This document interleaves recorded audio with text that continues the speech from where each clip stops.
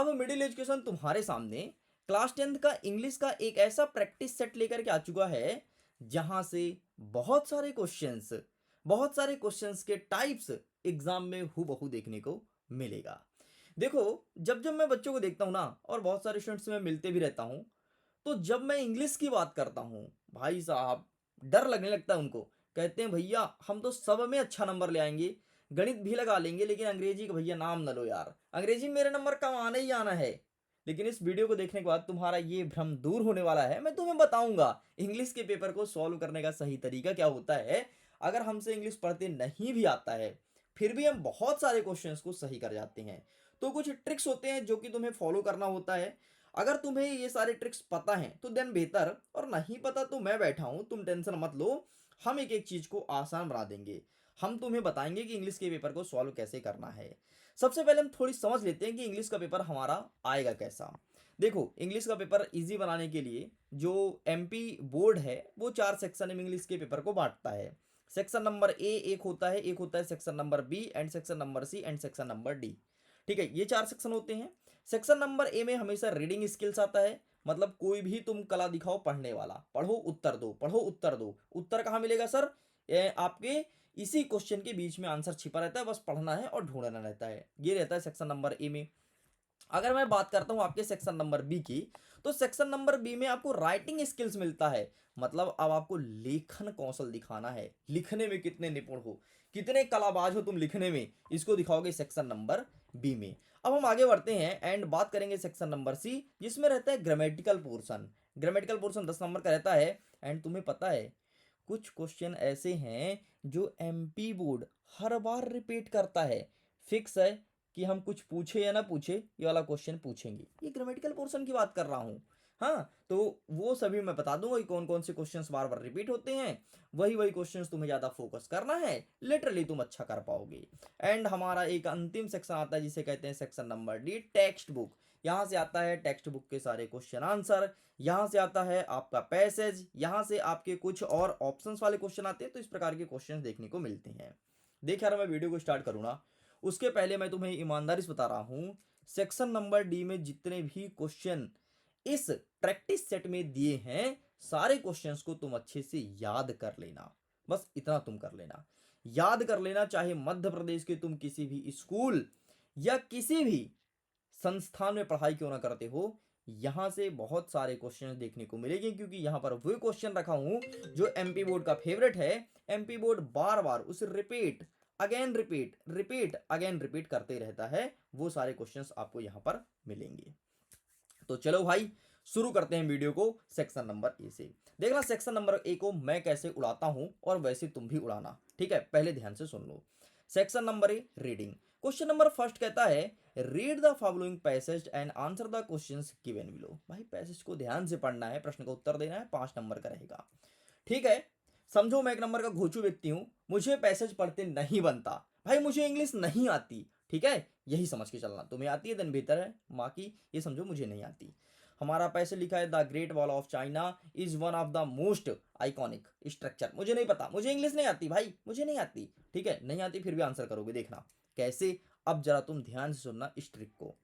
यहां से हमारे होते हैं question start. Question number first कहता है approximately how long is the Great Wall of China.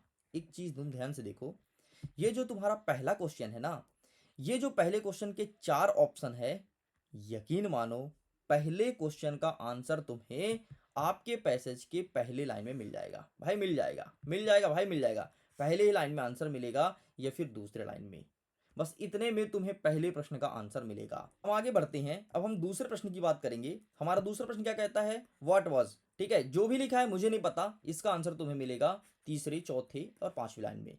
ठीक है, फिर जो नेक्स्ट क्वेश्चन है इसका आंसर इसके नेक्स्ट वाली लाइन में मिलेगा। फिर जो नेक्स्ट क्वेश्चन है तो इसका आंसर इसके नेक्स्ट वाली लाइन में मिलेगा। इस प्रकार से पैसेज का आंसर फाइंड किया जाता है। ऐसे बहुत कम चांसेस है कि तुम्हारे पहले प्रश्न का आंसर अंतिम वाले लाइन में मिले, ऐसा बहुत कम चांसेस है। तो समझ गए ना, हमारे पहले प्रश्न का आंसर हमें ढूंढना है पहले, दूसरे, तीसरे लाइन में। इतने में मिल ही जाएगा कोई भी कीमत में। इतना अगर तुम समझ गए होगे तो समझो तुम्हें मार्ग पता चल गया कि हमें जाना कहां है। अब तुम्हें गली पता है, बस तुम्हें चलना स्टार्ट करना है। तो चलें फिर, चालू करें। चलो भाई देखते हैं। पहला प्रश्न कहता है हमें पढ़ते नहीं बनता, हमने पहले ही बोला हम एक नंबर के घोचू व्यक्ति हैं, ठीक है। लेकिन घोचू है लेकिन दिखता तो है आंख में। इसमें लिखा है the Great Wall of China, यही लिखा है ना, the Great Wall of China. आओ पहले और दूसरे लाइन में इस सेंटेंस को ढूंढते हैं। अगर ये सेंटेंस मिल गया मतलब आंसर इसके इर्द गिर्द होगा। तो पहले मिल गया the Great Wall of China, मिल गया पहले ही शुरू में, आज शुरुआत में मिल गया, मतलब इसका आंसर ज्यादा दूर नहीं होगा, यहीं पे होगा आसपास। अब जब ये मिल गया तो अब हमें देखना है ऑप्शंस। ऑप्शन में क्या है, 21,000 सॉरी 2100, 21,000, ठीक है, 210 और 12,000। आओ देखते हैं। ये देखो यहाँ पर लिखा है 21,000 किलोमीटर। अरे भैया इसका सही आंसर ऑप्शन नंबर ए होगा, सॉरी बी होगा। देख ले कितना सरल है आंसर फाइंड करना, कितना सरल है आंसर फाइंड करना, बस ऐसी आंसर फाइंड करना है। आओ एक आधा और ट्रायल करते हैं। तुम एक में कहाँ भरोसा करोगे, बोलोगे सर ऐसा थोड़ी ना होता है, एक मिल गया तो क्या सब मिलेगा। आओ हम दूसरा देख लेते हैं क्या दिक्कत है। What was the primary purpose of the Great wall. तो प्राइमरी पर्पस क्या लिखा है, primary purpose of great wall. आओ पैसेज ढूंढते हैं ये सेंटेंस कहां पर दिया गया है। आओ देखते हैं प्राइमरी पर्पस, ठीक है, प्राइमरी पर्पस। ये देखो यहां पर मिल गया primary purpose was protect China, ठीक है। अब प्राइमरी पर्पस तो हमें मिल गया। अब हमें ऑप्शन देखना, ऑप्शन में क्या क्या दिया है, to make, to protect from northern, to service and to connected. And हमें हमें देखने को मिला है, ये देखो प्रोटेक्ट चाइना टेररिस्ट से, ठीक है। तो ये आंसर मिल गया, मतलब ये तुम्हारा सही आंसर हो जाएगा ऑप्शन नंबर बी। इस प्रकार से आंसर फाइंड करना है, बस भाई वही तुम्हारा सही आंसर है, ठीक है। इस प्रकार से आंसर फाइंड करना है। अगर तुम आगे बढ़ोगे तो आगे तुम्हें और भी चीज़ें मिल जाएंगी जो तुम्हारे ऑप्शन में दिया है। ये देख लो ये सब चीज़ें मेंशन है भाई, ऐसा हवा हवा में नहीं चल रहा है, देख लो ये यहाँ पर मेंशन है, ठीक। तो इस प्रकार से तुम्हें आंसर फाइंड करना है और आंसर तुम फाइंड करना, मुझे बहुत भरोसा है तुम कर पाओगे। तो चलो आगे का फटाफट मैं आंसर बता देता हूँ, बाकी तुम्हारा काम है तुम्हें फाइंड करना है। नेक्स्ट क्वेश्चन का सही आंसर आपका हो जाएगा इट इज़ विजुअल, ठीक है, ऑप्शन नंबर बी, इसे मैं टिक कर देता हूँ, ये हो जाएगा। नेक्स्ट क्वेश्चन जो क्वेश्चन नंबर 4 है तो इसका सही आंसर ऑप्शन नंबर ए हो जाएगा। जो 5th क्वेश्चन है इसका सही आंसर हो जाएगा आपका ऑप्शन नंबर बी, ठीक है। इस प्रकार से कंप्लीट होता है। आते हैं क्वेश्चन नंबर 2 की तरफ। Read the following passage and answer the questions given below. Passage को ध्यान से पढ़ना है, पैसेज आप पढ़ लेना, वही तरीका अपनाएंगे आंसर फाइंड करने का। जो पहला क्वेश्चन है तो इसका सही आंसर क्या हो जाएगा आपका ऑप्शन नंबर सी हो जाएगा, ठीक है। जो नेक्स्ट क्वेश्चन नंबर 2 है तो इसका सही आंसर हो जाएगा आपका ऑप्शन नंबर डी। नेक्स्ट जो क्वेश्चन है क्वेश्चन नंबर 3 तो इसका सही आंसर आपका हो जाएगा ऑप्शन नंबर सी, ठीक है। जो नेक्स्ट क्वेश्चन है क्वेश्चन नंबर 4 तो इसका सही आंसर हो जाएगा इक्विट अर्थात ऑप्शन नंबर बी। एंड जो 5वां नंबर है तो इसका सही आंसर आपको लिखना है ऑप्शन नंबर बी, ठीक है। तो सही आंसर मैं बता दिया हूँ, स्क्रीनशॉट रख सकते हो, बाकी मैं कहता हूँ स्क्रीनशॉट मत लो, क्यों परेशान हो रहे हो। पीडीएफ का लिंक डिस्क्रिप्शन बॉक्स में दिया गया है, जाकर के डाउनलोड करो। पीडीएफ डाउनलोड होने लगा है, बच्चों के बहुत सारा मैसेज थे सर पीडीएफ डाउनलोड नहीं हो रहा है, लेकिन पीडीएफ डाउनलोड होने लगा है तो जाकर के डाउनलोड कर सकते हो, ठीक है जी। चलो आगे बढ़ें। अब हम आगे बढ़ते हैं और यहाँ पर लिखा है सेक्शन नंबर बी राइटिंग। आओ लिखन कौशल दिखाते हैं कैसे लिखना है। क्वेश्चन नंबर 3 कहता है कि read the following passage carefully, make note on it, also give a suitable title to it. मतलब अब तुम्हें पैसेज पढ़ना है और नोट और टाइटल फाइंड करना है। इसके लिए तुम एक चीज ध्यान से सुन लो। देखो क्या होता है, जब कोई टीचर कॉपी चेक करता है ना, और जब आता है प्रश्न क्रमांक 3 में नोट एंड टाइटल में, तो हमेशा टीचर ये देखता है स्टूडेंट टाइटल क्या लिखा है, स्टूडेंट के टाइटल को देखता है। अगर कोई स्टूडेंट टाइटल सही लिखा है ना तो यकीन मानो नोट ज़्यादा चेक नहीं करता, वो लगता है कि हाँ यार टाइटल तो सही लिखा है तो डेफिनेटली नोट भी सही होगा। लेकिन जब कोई स्टूडेंट टाइटल ही गलत लिखा है तो डेफिनेटली उसका नोट तो गलत ही होगा ना। अरे तुम खुद बताओ यार, ऐसा स्टूडेंट, ऐसा स्टूडेंट जिसे अपने भारत देश का नाम नहीं पता है ना, तुम पूछो किस देश के हो तो उसे नहीं पता कि मैं भारत देश का हूं, तो एक कैसा व्यक्ति है, क्या देश के सम्मान के लिए, क्या देश की आज़ादी के लिए कुछ कर पाएगा, नहीं कर पाएगा। लेकिन अगर कोई व्यक्ति जिसे भारत देश के बारे में इतिहास पता है, भूगोल पता है, हर चीज पता है, तो डेफिनेटली वो भारत के लिए कुछ ना कुछ करेगा, समझ गए। तो वैसे ही टाइटल जिसको नहीं पता वो सही आंसर नहीं दे पाएगा। अरे सिंपल सा यार, जब तुम्हें तुम्हारे घर का एड्रेस ही नहीं पता तो तुम कैसे जाओगे बताओ। जब तुम्हें तुम्हारे घर का एड्रेस नहीं पता तो कैसे जाओगे, लेकिन अगर एड्रेस पता है तो घर चले जाओगे, चाहे तुम जैसे जाओ, पैदल जाओ, दौड़ के जाओ, कार से जाओ, हवाई जहाज से जाओ, जैसे जाओ, लेकिन घर पहुंच जाओगे। समझ गए मेरी बातों का? कहने का मतलब क्या है? तो कोई भी टीचर जब कॉपी चेक करता है हमेशा देखता है कि स्टूडेंट ने टाइटल क्या लिखा है, और टाइटल जैसे तुम गलत लिखते हो तो तुम्हारा सब कुछ क्रॉस कर देता है और आगे निकल जाता है, बोलता है गधा बच्चा है, टाइटल ही नहीं पता। तो टाइटल सही कैसे करना है इस पर हमें फोकस करना है, और टाइटल सही करने का एक बेहतरीन तरीका मेरे पास है। अगर ये तरीका तुमने अपना लिया तो लिटरली टाइटल तुम फोड़ दोगे, कोई भी पैसे आ जाए टाइटल तुम फोड़ोगे। तो आओ देखते हैं, ट्रायल करते हैं कैसे। सॉरी। देख यार, जब कभी तुम टाइटल फाइंड करो, अपने पैसेज को देखो कि पैसेज में कौन सा वर्ड सबसे अधिक बार रिपीट है, एंड जो वर्ड सबसे अधिक बार रिपीट है दैट इज टाइटल। आओ हम देखते हैं। मुझे लगता है स्पोर्ट्स रिपीट, ठीक है। अच्छा, मोस्टली चीज ध्यान रखना, मोस्टली पहले लाइन में ही टाइटल मिल जाता है, ठीक है। तो पहले लाइन में ही टाइटल मिल जाता है, तो मुझे लगता है स्पोर्ट रिपीट है। आओ देखते हैं कितने बार रिपीट है। अगर तुम्हें 3 से 4 बार मिल गया ना, तुम्हारा टाइटल फिक्स हो गया। तो एक बार स्पोर्ट मिल गया। आगे बढ़ते हैं, आगे बढ़ते हैं। यहाँ पे कहीं स्पोर्ट दिया है, स्पोर्ट दिया है, स्पोर्ट दिया है, दूसरा स्पोर्ट हो गया। आगे बढ़ते हैं, आगे बढ़ते हैं, नेक्स्ट तीसरा स्पोर्ट हो गया, है ना। हमें अधिकतम 4 बार फाइंड करना है। चौथा स्पोर्ट हो गया, ठीक है। आगे बढ़ते हैं, पांचवा स्पोर्ट हो गया। आगे बढ़ते हैं, आगे बढ़ते हैं, आगे बढ़ते हैं, आगे नेक्स्ट नेक्स्ट नेक्स्ट नेक्स्ट, छठवा स्पोर्ट हो गया, next next next next next. और कुछ छूटा होगा तुम देख लेना, नेक्स्ट नेक्स्ट नेक्स्ट नेक्स्ट। सातवां स्पोर्ट हो गया। अरे भाई बहुत सारे मिल गए, हमें तो 4 5 में काम चलाना था, है ना, 4 में ही। ठीक है, नेक्स्ट आगे बढ़ते हैं, आगे बढ़ते हैं, आगे बढ़ते हैं। एक और ये यहाँ पर मिल गया, और एक आध छूटा होगा तुम देख लेना, और नहीं छूटा तो दिन बेहतर है। ये देखो यहीं पर छूटा था, ठीक है। इस प्रकार से कई सारे स्पोर्ट्स मिल गए, मतलब डेफिनेटली इसका जो टाइटल बनेगा स्पोर्ट्स बनेगा। बस खत्म, खत्म भाई, कुछ नहीं है। कुछ नहीं है, तुम बिना मतलब का डर रहे थे, है ना। बाप रे कैसा इंग्लिश करेंगे, बस टाइटल बन गया। बस टाइटल में लिख दो। अब सर टाइटल बता दिए सर, मजा आ गया। सर नोट बताओ ना, नोट कैसे करेंगे? अरे नोट में कुछ नहीं यार, अब जो जो पॉइंट तुम्हें अच्छा लगे बस तुम पॉइंट डाल करके लिख दो। 1 में हेडिंग, एंड 1.1 में सब हेडिंग, 1.2 में सब हेडिंग, 1.3 में सब हेडिंग। दैट इज तुम्हारा नोट बन के कंप्लीट हो चुका है। इस प्रकार से तुम्हें लिखना है। बाकी मैं फिर से कहता हूँ, पीडीएफ को डाउनलोड करो। लिंक वीडियो को डिस्क्रिप्शन बॉक्स में दिया गया है। पीडीएफ डाउनलोड हो रहा है, डाउनलोड होना स्टार्ट हो चुका है। तो सिंपल सा क्लिक करके तुम डाउनलोड कर सकते हो आसानी से पीडीएफ को।